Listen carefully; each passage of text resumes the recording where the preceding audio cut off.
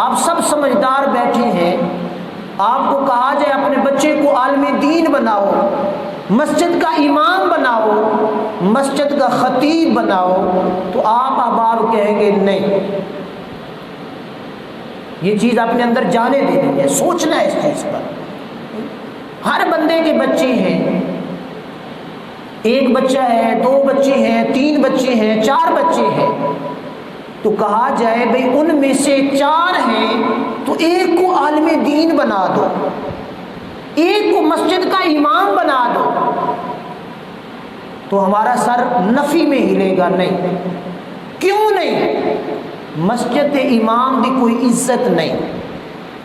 مسجد کا امام، ہم لوگوں نے یہ تصور کر لیا کہ مسجد کا امام ایک گھٹیا قسم کا انسان ہے، نہ اس کی کوئی حاجت ہے نہ ہمیں اس سے کوئی حاجت اور ضرورت ہے۔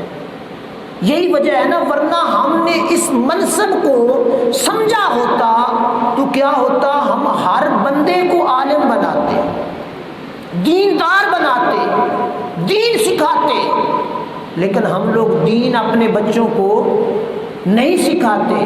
اور یہ آیت مقدسہ اس کی شاہد ہے، وَيَقْتُلُونَ الَّذِينَ يَأْمُرُونَ بِالْقِسْطِ، کہ وہ کیا کرتے، حق کو بیان کرنے والے، دین کو سمجھانے والے، دین کو بیان کرنے والے، ان کو قتل کر دیا کرتے تھے۔ تو آج ہم لوگ معاشی طور پر دین کو ختم کرنے کی کوشش کر رہے ہیں کہ نہیں کر رہے؟ چاہیے تو یہ تھا کہ ہر گھر میں دین ہوتا، ہم مسلمان ہیں، لیکن ایسی چیز نہیں ہے۔ تو اللہ پاک نے ارشاد فرمایا فَبَشِّرْهُمْ بِعَذَابٍ أَلِيمٍ، ایسے جو لوگ ہیں ان کو دردناک عذاب کی خوشخبری سنا دے، یعنی ان کے لیے بڑا دردناک قسم کا عذاب ہے۔